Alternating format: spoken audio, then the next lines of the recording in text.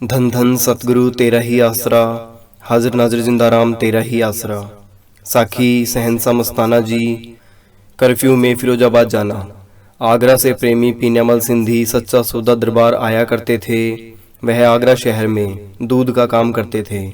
प्रेमी ने शहनशाह मस्ताना जी से आगरा चलने के लिए विनती की। प्रेमी के प्रेम को देखते हुए शहनशाह जी ने आगरा जाने की मंजूरी दे दी कि चलेंगे। शहनशाह जी संगत के साथ आगरा पहुँचे। कई दिन आगरा ठहरे। संगत को आगरा शहर की सैर कराते हुए स्वामी बाग व दयाल बाग दिखाया। एक प्रेमी ईदन शाह सिंधी फिरोजाबाद का रहने वाला था।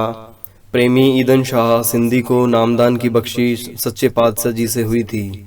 वह कभी भी जिंदगी में सच्चे पातशाह व परम संत मस्ताना शाह बलोचिस्तानी जी की ओर पीठ करके नहीं चला।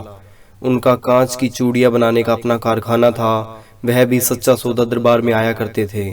प्रेमी को पता चला कि शहनशाह मस्ताना जी आगरा आए हुए हैं। उन दिनों फिरोजाबाद में कर्फ्यू लगा हुआ था।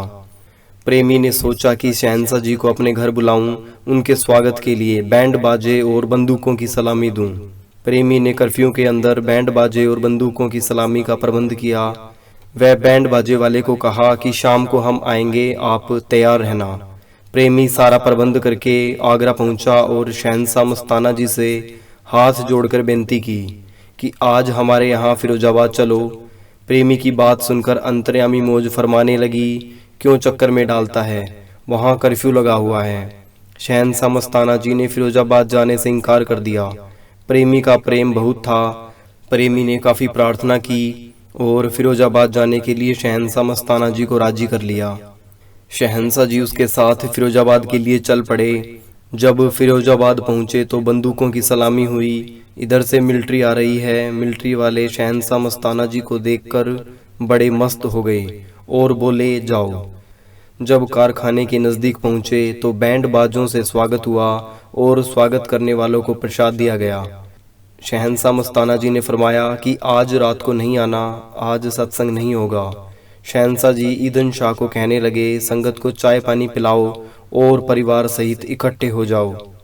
शहनशाह जी फरमाने लगे, सुन ईदन, तेरे कारखाने की दीवार 3 फुट ऊंची है। आपने हमको चक्कर में डाल दिया।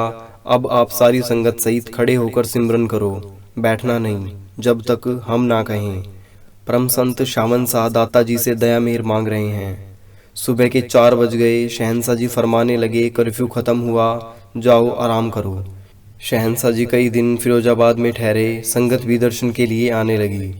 खुशी की लहर सारे फिरोजाबाद में फैल गई।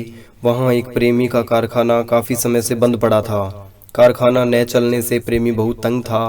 प्रेमी ने शहनशाह मस्ताना जी से विनती की, आप मुझ गरीब पर भी दया मेहर कर दें। शहनशाह जी फरमाने लगे, क्या बात है? प्रेमी बोला, मेरा काफ़ी समय से कारखाना बंद है, रोटी से लाचार हूँ। शहनशाह जी प्रेमी की फरियाद पर खुश हो गए और साध संगत के साथ कारखाने में पधारे।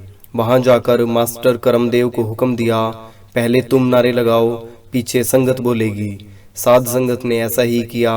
साध संगत के नारे लगते ही कारखाना चालू हो गया।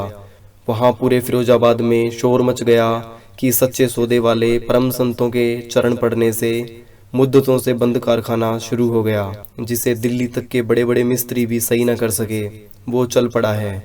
धन धन सतगुरु तेरा ही आसरा, हाजिर नाजिर जिंदा राम तेरा ही आसरा।